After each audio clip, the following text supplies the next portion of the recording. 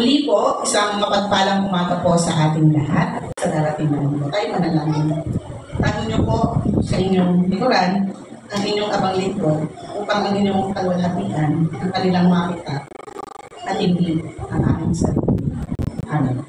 So ang ating mga talata po na binasa kanina, o ang pagbubulay-bulayan natin ngayon, ay nakapokus po ito sa pangako ng Banal na Espiritu bilang ating katuwang na nagbibigay ng kaaliwan at patnubang ng Banal na Espiritu. So sa unang mga talata po, mararamdaman natin si Felipe na tila nagkakaroon na siya ng takot. Kasi di ba, babalik ang Panginoon sa langit para nabasa naman natin ganun. At parang kung sa salita ngayon, nagkakaroon na siya ng separation anxiety. Dahil iwan na sila ng Panginoon. Kaya sa yung gano'n, nagkakaroon ng takot at anxiety sa mga sinasabi ng ating Panginoon dahil babalik na siya sa langit. Kaya nagsabi siya na ipakita ang Ama at masisiyahan na sila. So parang assurance lang, diba tayo na pag meron tayong anxiety or meron tayong, ay ako siya magiging pastor yan. Diba? Susunod siya na magsisermon sa inyo. Okay, so talaga pong nakikita natin, lagi tayo may assurance pag meron tayong fear. Parang, sige nga, yakapin mo ako. So yung mga si Felipe rin, may ganun siyang damdamin kung tinignan po natin yung mga talata. Kaya sinasabi niya, ay Jesus, pakita mo sa akin ang Ama at masisiyahan na kami. Diba? Parang tayo lang, Nay, basta iba namin yung tablet, okay na kami. Yun may mga ganang klaseng assurance kasi kahit hindi na sila mag-apo kumain, basta sa kanila yung tablet at gadget nila. Pero kung tayo na yung sinasabi ni Felipe, pakita mo yung Ama. Kasi magiging masaya na kami. Pero, mahaba na rin, mababagit rin sa ating mga talata ang mga pangako ng kapayapaan at comfort sa kanila. So, binasa natin sa salita na hindi naman po doon paano po yung comfort.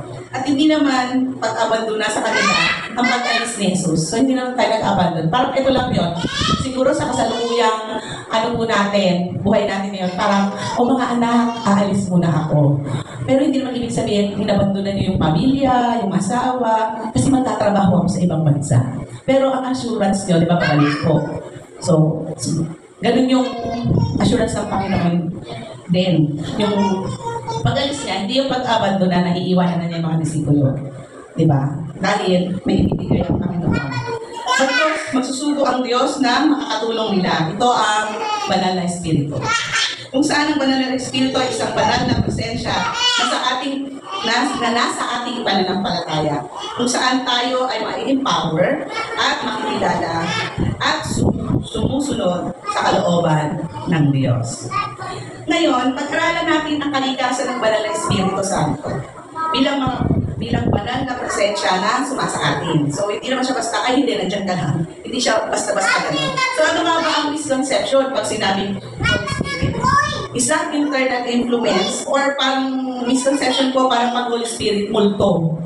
Diba? Hindi pa siya naka-associate sa dove, diba? Pag Holy Spirit, kasi nga, merong ibang klaseng espiritu, diba? Pumapasok sa ating mga katawan. Kaya kung ano na lang yung nasasabi natin minsan. Ayan, diba yung mga matatanda, naririnig ko kapag medyo naiiba yung isang tao, sinasabihan na lang. Sinasabi, gano'n. Pero, yun yung mga misconception natin bilang isang banal na espiritu. Para siyang ghost. Para siyang isang entity lang. Diba? So, hindi lang po ganoon. Ano nga po ba ito talaga? So, ang banal na espiritu ay hindi lang basta gabay natin. Ito ay banal na presensya na dumadaloy sa mismong nasa loob natin sa pamamagitan ating pananampalataya. So, alam natin na simula nung nakilala natin ang ating Panginoon at na pinapasok natin ng Panginoon sa ating buhay, alam natin na ang Espiritu ay nanahan sa atin. So, hindi siya ghost. Nandito siya sa atin, oo. Kaya malito yung sasabi, ayaw ko nga dyan, hindi ko maramdaman ng Espiritu. Baka kaya hindi mo wala pong simbahan o isang community of faith na wala pong banal na Espiritu. Isa nga po tayong community of faith, iniwan nga po yun sa atin ng Diyos, nandito yan. Kaya natin hindi madama kasi meron something within us. Tayo ang may diferensya. Ayaw natin siyang dabhin. Kaya huwag mong sasabihin na, hindi, doon na lang ako. Doon na ako magsisibak kasi pagpasok ko doon, damang-dama ko ang spirit at ang pagmamahal. Eh, paano naman hindi mo mararamdaman? Doon, pagpasok mo doon, di ba, halimbawa, kasi sa simbahan, binelcome ka, hindi ka naman kakilala. Bigla ka na lang doon dahil wala kang kakilala. Nagkwento ka na sa buhay mo, gano'n, with anticipation. Tapos naramdaman mo yung care nila. Eh, doon sa church mo, dahil kilala ka, nahihiya ka, paano mararamdaman ng banal na espiritu sa pamamagitan ng pagmamahal ng mga kapatid mo? Diba? Eh, ako, ganun ko yung nakikita. So, yung banal na espiritu, hindi lang yan sa isang bagay lang. Presensya yan. Presence. So, nandito siya sa atin, within us. Kasama natin, lagi siya. Kung nasa atin ang banal na espiritu, ay nakahayag ang pag-ibig at pagsunod sa Diyos. Ang banal na presensya ng Diyos ay resulta ng pagmamahal natin. Ayan, pagmamahal na naman natin. Pagmamahal natin kay Jesus at pagsunod sa kanyang mga utos. Diba nga po, sabi po sa binasa natin doon po sa verse 25, ngunit ang patnubay ng banal na espiritu na isinuko ng Ama. Verse 15 pala, kung iniibig ninyo ako, tutuparin ninyo ang aking mga utos. Diba? Kita natin yan. So ano naman, so malinaw na po ba sa atin na ito yung banal na espiritu, ito yung esensya niya. Hindi siya nawawala. Lagi siyang kasama natin. Simula nung isinuko ng Diyos sa atin. So kaya nga siya ay patnubay. At di ba sinasabi, yung resulta ng pagmamahal natin kay Jesus at pagsunod natin sa Kanya, doon natin nararamdaman ang banal na espiritu kasi sumusunod tayo. So mamaya kayo i-explore pa natin. So ano ba ang purpose ng banal na espiritu sa buhay natin? O ano kaya po nandiyan ka para sasabihin, di ba? Anong purpose dito sa buhay natin? So una, ito ang siya gumagabay sa atin. Kasi wala na si Jesus. Wala na ang mga propeta, wala na ang mga disipulo. Dinadala niya tayo sa katotohanan. Pinahayag niya sa atin ang malalim na kahulugan ng salita ng Diyos. Kaya di ba, Panginoon, pag nagbabasa tayo ng Bible, hindi tayo naintindihan, di ba nananalangin tayo, hihingi tayo ng gabay. At yung gabay na yon ay hinihingi natin sa pamamagitan ng banal na espiritu. At siya ang papatubay sa ating buhay araw-araw. Sabihin natin yan, kaya huwag sasabihin na, ay wala ang espiritu ng Diyos. Sabi mo na wala na espiritu ng Diyos. Ano na yung magiging guidance natin bilang mga isang mananampalataya at bilang isang community of faith? So, diba? Pangalawa, baguhin ang ating mga buhay. O, ayan na naman. 3 linggo na po ako dito, nagsisermon. Lagi pong napapanggit ko po yung transformation. So, ang banal na espiritu na dumadaloy sa ating buhay, dapat meron tayong transformation. Dahil nung last Sunday, ang salita ng Diyos ay transforming, di ba? Yun yung isa doon sa mga punto po sa mensahe. So, dapat nagka-transform tayo. Pero kung basta lang natin binabasa ang Biblia at head knowledge lang yun, mahirapan po talaga tayo mag-transform o magkaroon ng transformation sa buhay natin. So, kailangan natin ng patnubay ng banal na espiritu. Kung ang mga salita ng Diyos ay nakakapagpabago, kagaya nga po ng ating napag-aralan ng isang linggo, ang banal na espiritu ang tumutulong sa atin upang maunawaan pa natin ang mas malalim na salita ng Diyos at mamuhay tayo ayon sa kalooban ng Diyos. O yun nga po yung sinabi sa verse 15, kung tinutupad niyo, ay kung iniibig niyo ako at tinutupad ang aking mga utos. Hindi ko siya na-memorize. At tayo ng family. So, anong sinabi? Kung iniibig ninyo ako at tutuparin ninyo ang aking mga utos. Pangatlo, the Holy Spirit ay ating patnubay upang maunawaan natin ang salita ng Diyos. So, yun po yung sinasabi dun sa verse 26 na ngunit ang patnubay, ang banal na Espiritu Santo na isinugo ng Ama sa pangalan ko, ang siyang magtuturo sa inyo ng lahat ng bagay ay magpapaalala sa lahat ng sinasabi ko sa inyo. So, yan ang mga tungkulin o purpose ng banal na Espiritu. Tinutulungan na tayo ng banal na Espiritu na masunod natin at maisa pamuhay ang kanyang salita. Kaya nga minsan, sinasabi natin, kundi lang sa Panginoon, hindi ko magagawa ang mga bagay na ito. Lalo tiglit ang pagpapatawad. Pero kung may intervention na yan kasi ng Panginoon sa pamamagitan ng banal na Espiritu, natututo po tayo kahit ayaw po dito. Napupush push mo yan, kapatid, magpatawad ka. So bilang mananampalataya ngayon, paano naman natin yayakapin? Ayan, yung sinasabi ko, ang presensya ng banal na Espiritu. So ano na, tayo ngayon, ito na. Kasi ito, paalala ito sa atin ng Panginoon din. Si Jesus, binigay niya sa mga alagad, pinanghawakan ng mga alagad. Hindi sila nabigo. Alam natin yan. So tayo ngayon mananampalataya, paano natin ito yayakapin? Itong presensya ng banal na Espiritu. Ito po ang mga nakita ko at hapon sa ating mga mananampalataya sa panahon ngayon.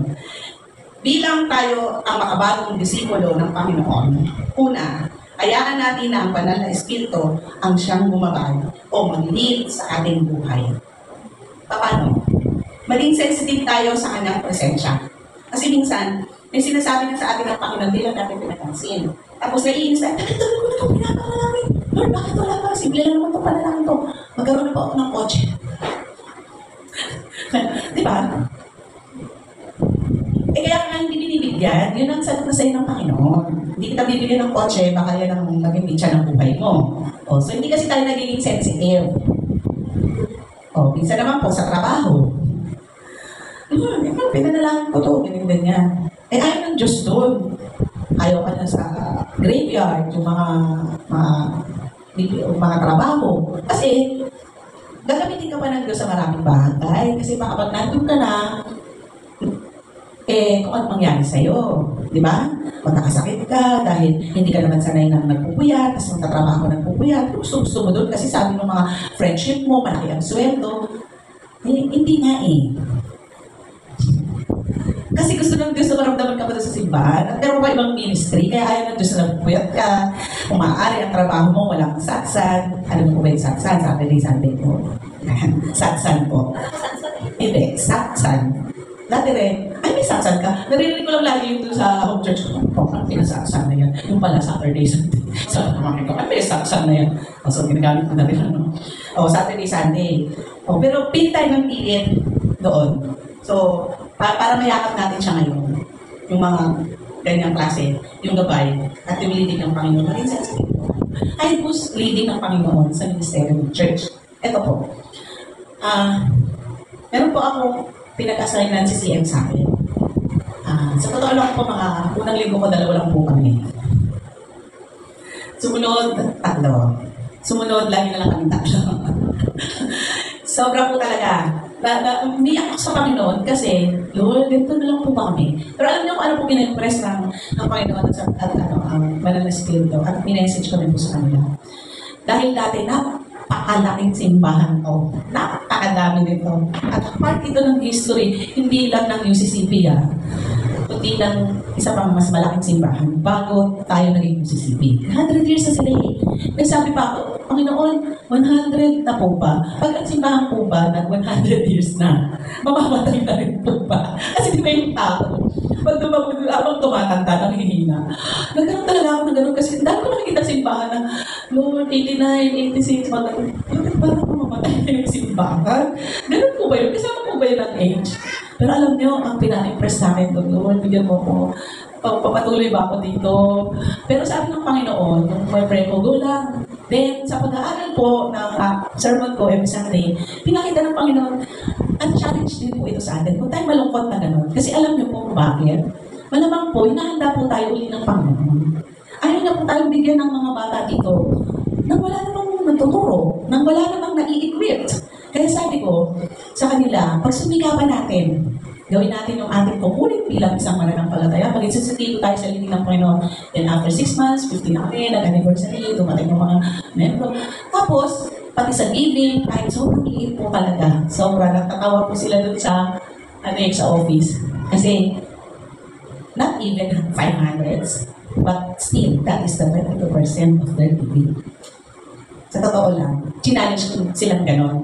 So, tinanggap namin yung hamon maling sa pagbibigay. Nagugulat na lang kami may mga dumarating po doon na hindi namin kilala. Pero dahil ang magulang, kasi 100 years na yung simbahan yun, dahil ang magulang ay doon pala natin nagsisimba.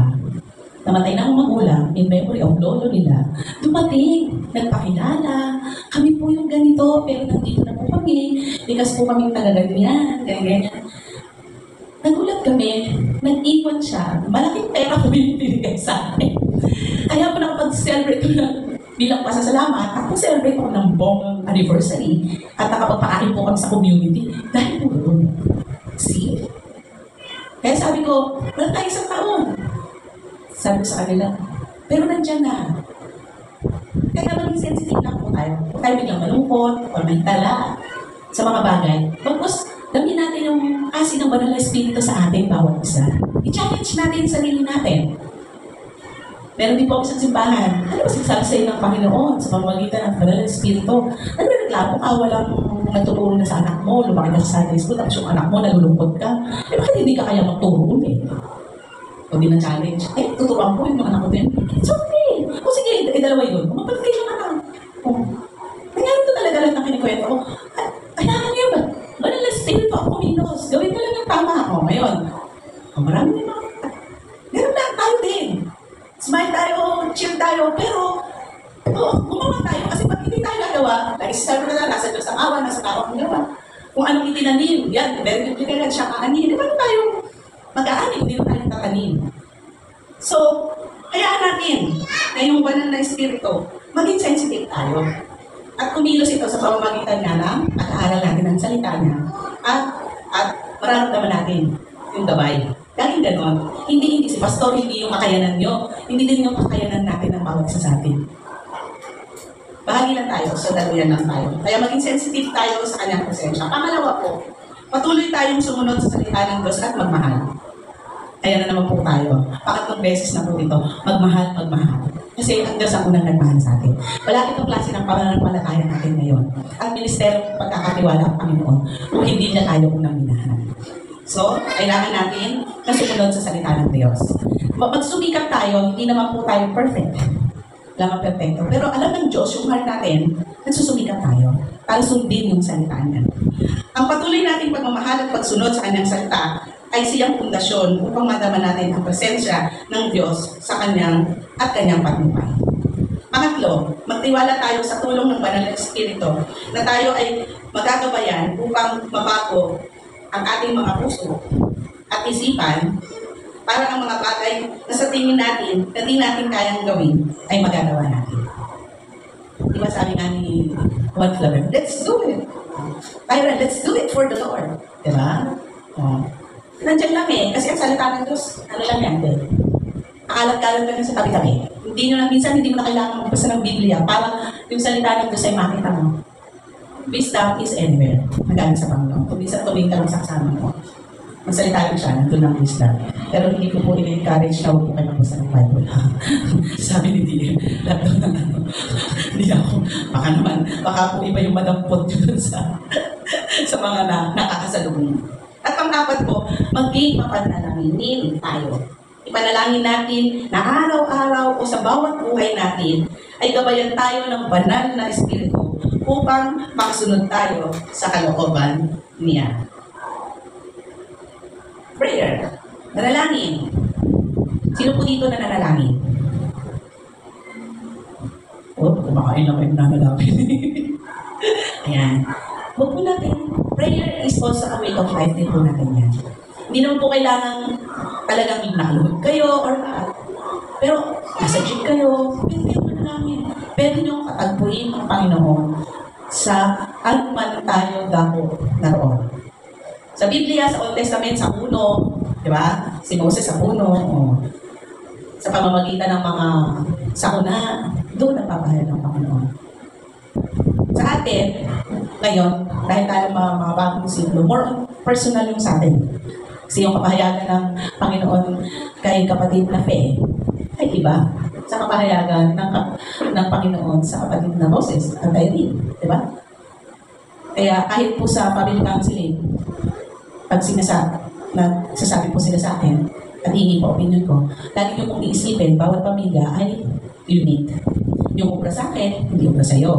Yung ubra sa'yo, hindi ubra sa akin. Kaya pipilitin hindi. Dapat yung mga anak mo, ganito mo. Ay, hindi nga ubra. Dahil magkakagulo ang pamilya. Ay, hindi. Dapat nagsasalita ka. Ay, hindi nga pwede. So, para maging maayos, manalangin tayo. Panalangin natin, Lord, ikaw ang manguna. At iaalaw naman po yan ng Diyos. Kahit po sa simbahan.